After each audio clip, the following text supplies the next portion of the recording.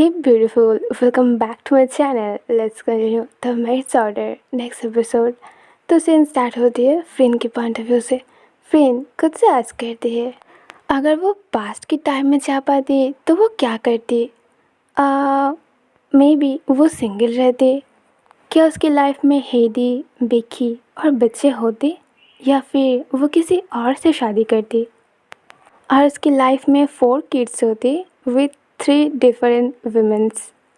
No, सच में ये सारे क्वेश्चन के आंसर उसके पास नहीं है, बट वो अभी अपनी लाइफ को चेंज नहीं कर सकती। हेडी उसकी वाइफ है एंड विक्की उसकी फकिंग सोलमेट। विक्की के साथ वो जो फील करती है ना, वो बहुत अलग है। उसने अपनी लाइफ में कभी किसी लड़की को डेट नहीं किया है, पर वो जानती है विक्की के साथ हर एक मोमेंट बहुत स्पेशल है। जिस पर्सन से उसने शादी किया है उसके साथ तो वो बहुत अनहैप्पी थी, but now it's all over. Technically वो शादीशुदा है, पर वो नहीं मानते हैं। वो अपनी मैरिज रिंग उतार चुकी है और फाइनली हेरी से उसकी नाम मिट चुकी है, और इस रीज़न से वो बहुत ज़्यादा हैप्पी है। नाउ वो जानती है कि उसे क्या करना है। उसे बिक्की से शादी करनी है। वो प्लान भी कर चुकी है, पर वो वेट कर रही है ताकि सब कुछ परफेक्ट हो जाए। बट ये वेटिंग उससे और नहीं होती है, बट राइट नाउ यही अच्छी बात है। अब वो अपनी लाइफ में वही करेगी जो वो डिसाइड किया है। हेडी को डिवोर्स देगी, सैम की कस्टडी शेयर करेगी, बिक्की से एंगेजमेंट करेगी एंड शादी, and one last kid and then happy family. Becky के साथ उसे बहुत नेचुरली फील होती है। वो कभी किसी बात को लेकर फ्रेंड को प्रेशर नहीं करती है। उसने नोटिस किया है शादी के बाद सब कुछ पहले जैसा नहीं होती है, सब चेंज हो जाती है और पार्टनर्स भी एक दूसरे को उतने पसंद नहीं करती है। बट बेकी के साथ उसे कभी ऐसा फील नहीं होगी, एंड आई होप कि वो भी यही फील करती है। फिर फ्री ने एक दिन अपने लिविंग रूम पर बैठे टीवी देख रही थी। तभी बेकी उसे कॉल करती है और उसे अपने रूम में आने के लिए कहती है। फिर वहाँ जाकर देखती है बेकी अपनी बैग से बेड पर लेटी हुई थी। उसके 6 मंथ की स्टमच अब बहुत बड़ी हो चुकी है। हे व्हाट्सएप, फ्रेंड कहते हैं। Do me a favour, Becky कहती है।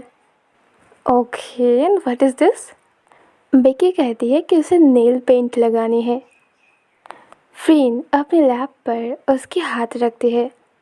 Isn't it mine? Friend ask करती है। बेकी कहती है I don't know, maybe. Becky उसे थैंक्स कहती है उसके साथ इतने पेशेंटली रहने के लिए। वो ऑल्सो उसे सॉरी भी कहती है कि कुछ दिनों से वो उसके साथ कुछ ज़्यादा ही अननोइंग बिहेव कर रही है। फ्रेंड कहती है नो इट्स ओके, इस टाइम पे ऐसा ही होता है, इट्स नॉर्मल। तभी बेकी को अपने स्टोमच पर अपने बेबी की मूवमेंट महसूस होती है। शट अप, तुम इतना मूवमेंट क्यों कर रहे हो? बेकी कहती है तुम यहाँ से कहीं बाहर तो नहीं जा सकते ना?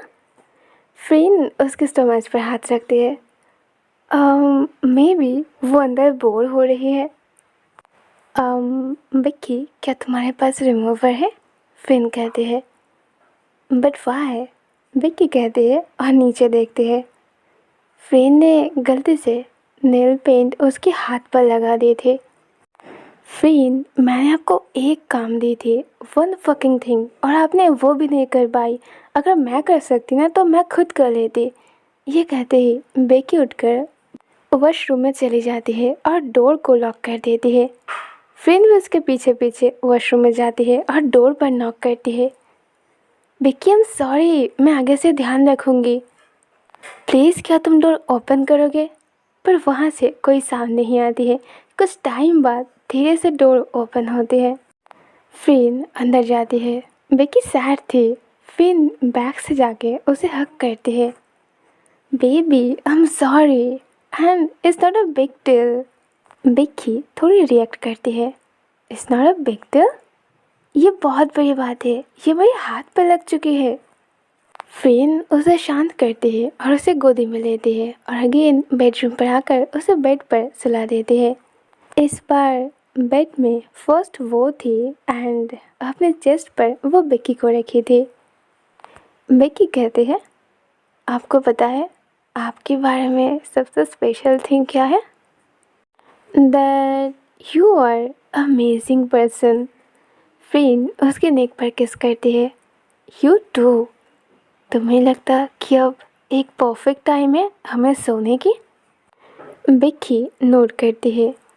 फ्रेंड रियलाइज़ करती है उन दोनों ने लास्ट सेक्स की थी बहुत दिन पहले एंड शी रियली होप कि लाइफ की वो सारे पार्ट्स भी बहुत जल्दी वापस आ जाए। नेक्स्ट मॉर्निंग बिक्की अपने बेड पर बैठे नूडल्स खा रहे थे और फ्रेंड लैपटॉप पे काम कर रहे थे। एलिन, ये नाम कैसा है? बिक्की फ्रेंड से आस्क करते हैं। उन दोनों ने अभी तक अपने बेबी की नेम नहीं सोचा है। वेल ये इसलिए कॉज फ्रेंड को जो पसंद है वो बिक्की को पसंद नहीं और बिक्की को जो पसंद है वो फ्रेंड को पसंद नहीं। फ्रेंड अपने लैपटॉप को हटाती है और कहती है ओके, पर चलो हम कुछ और नेम सोचते हैं। तो फ्रेंड की चॉइस थी ओम, मीना, माले, जैस्मिन, नामतन, बट बिक्की को उतनी पसंद नहीं आती है। दोनों नेम ढूंढने में बिजी हो जाती है। फिन उसे कहती है, क्या हिंग आया था?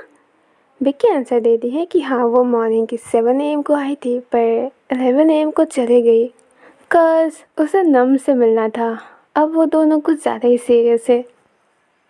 इन दिनों सैम अपने लिटिल सिस्टर से कुछ ज़्यादा ही प्यार करता है। इवन वो फ्रेंड को भी बिक्की की स्टोमच होल्ड करने से मना करता है।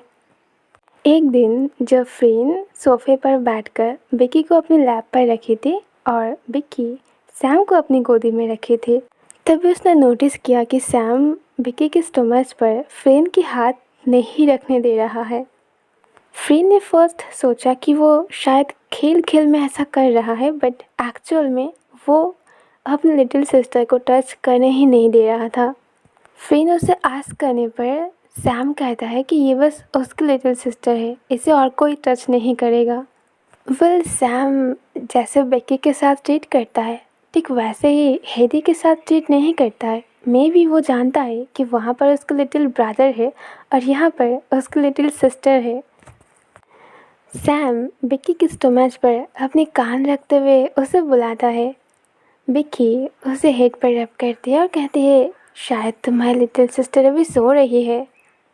तो सैम अपने लिप पर अपने फिंगर रखते हुए सबको चुप करने के लिए कहता है और ये बहुत ही क्यूट थी। फ्रेंड और बिक्की दोनों ही स्माइल करती है।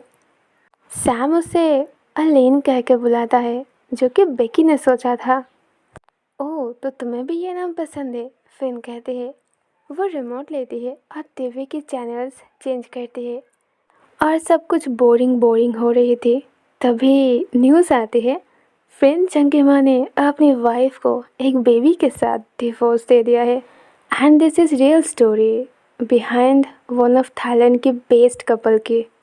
एंड क्यों उन दोनों की शादी ऐसे ख़त्म हो गई सब कुछ बताएगी Heidi Jensen and this is coming up next.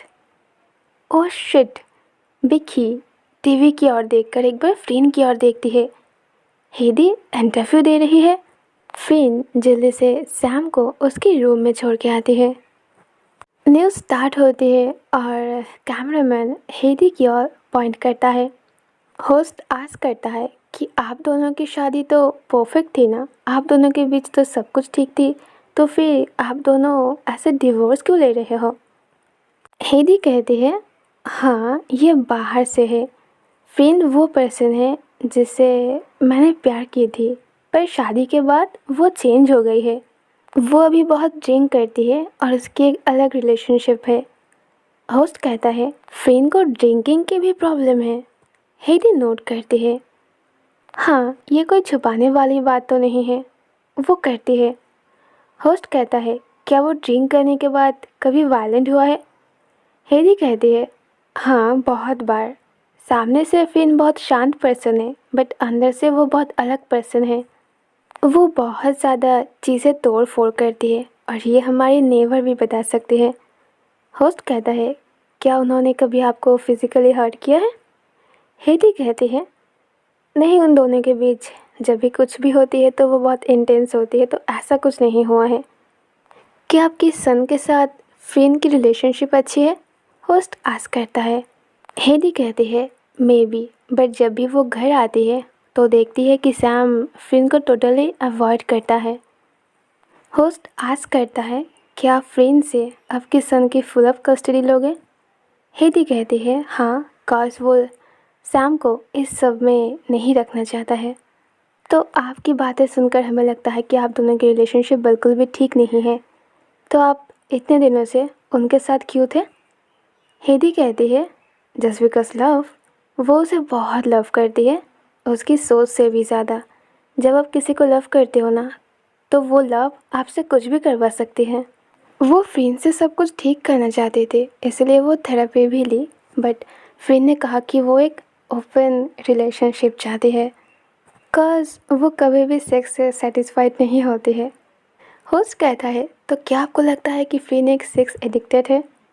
हेदी note करती है, कॉज उसे याद है जब भी फ्रेंड उसके क्लोज आना चाहती थी तो वो उसे मना करते थे, तो फ्रेंड उसके बाद घर से बाहर चले जाते थे और अगली मॉर्निंग या फिर शाम भी वो घर वापस नहीं आते थे। और उसे पता है कि उसने एक ओपन रिलेशनशिप किया है और उस लड़की की वजह से ही अब वो हेदी को डिवोर्स देना चाहते हैं। फ्रेंड ने उसे डिवोर्स पेपर्स दिया है, पर अभी तक उसने साइन नहीं किया है, कॉज वो अभी भी फ्रेंड को लव करती है। एंड तभी कैमरामैन उसकी ओर जूम करके कट कर देती है। होस्ट कहता है कि अपकमिंग में हम जानने वाले हैं हेदी की कुछ अपकमिंग मूवी के बारे में। फ्रेंड ये देखकर वो कैसे रिएक्ट करेगी सोच नहीं पा रही थी। हेदी इतनी झूठ कैसे बोल सकती है? वो उसकी बातों पर रोएगी या हंसेगी उसे समझ में नहीं आती है। What the hell is this? क्या ये सच में हो रही है? विक्की आस्क करती है। फ्रेंड बहुत गुस्सा थी और वो जानती भी थी कि ऐसा ही होने वाला है, ये कोई कोइंसिडेंस नहीं है, बट सेक्स एडिक्टेड और बैड लैंग्वेज, हेदी इतना ही झूठ बोलेगी ये भी उसे पता है, और वो ऐसा क्यों कर रही है ये भी फ्रेंड जानती है। बेकी उसे आस्क करती है कि क्यों कर रही है, तो फ्रेंड कहती है कि वो पूरे वर्ल्ड के सामने फ्रेंड को एक बैड पर्सन दिखाना चाहती है, ताकि वो फ्रेंड को कोर्ट में ले जाकर सैम की कस्टडी उसे छीन सके। कस हेदी ने एक बार कहा था कि सैम को वो उसे छीन लेगी। बेकी कहती है, बट ये तो गलत है ना, उसने ये एक्सेप्ट किया है, अगर वो सैम को चाहती तो वो उसके पास रखती ना, वो ऐसे उसे आपके साथ जाने नहीं देती। फ्रेंड कहती है, ये सब कुछ उसकी एक प्लानिंग है। तुम्हें क्या लगता है ये इंटरव्यू उसने कहाँ लिया है? वो चाहती है इस वजह से मैं अपनी लाइफ ख़राब कर दूँ और फिर वो आकर सैम को मुझसे छीन ले। ओह माय गॉड, मैं सैम को खोने वाला हूँ। ऑल राइट ब्यूटीफुल, तो यहाँ पे ये एपिसोड एंड होती है एंड ये स्टोरी ख़त्म होने वाली है, बस एक और लास्ट एपिसोड बाकी है। एक्चुअल में आगे 3 एपिसोड से, पर मैं उन सबको लेकर एक ही एपिसोड बनाऊंगी ताकि ये ख़त्म हो जाए एंड देन प्रॉपरली मैं गैप सीज़न 4 को कंटिन्यू कर पाऊँ। और शायद दिन मिलते हैं बहुत जल्द इस स्टोरी की लास्ट एंड फाइनल एपिसोड को लेकर। Bye bye.